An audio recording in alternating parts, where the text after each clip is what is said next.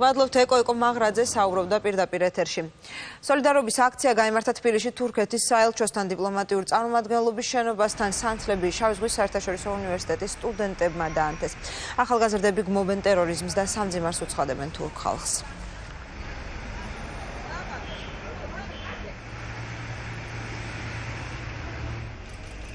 მათ თავს დღეს ძალიან დიდი ტრაგედია წეროს, ესაც ტერორიზმი ქვია.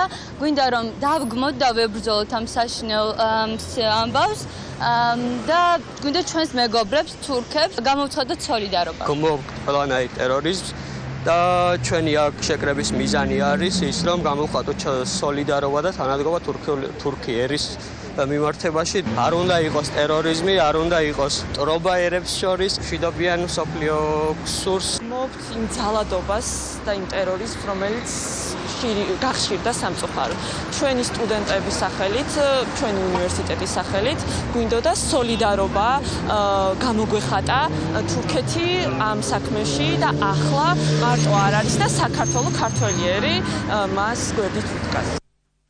საქართველოს საგარეო საქმეთა სამინისტრო თურქეთის ტერიტორიაზე მყოფ საქართველოს მოქალაქეებს მოუწოდებს თავი შეიკავონ საზოგადოებრივი თავშეყრის ადგილებში ყოფნისგან. უწყებაში გამართულ ბრიფინგზე განმარტეს, რომ ტერაქტის შედეგად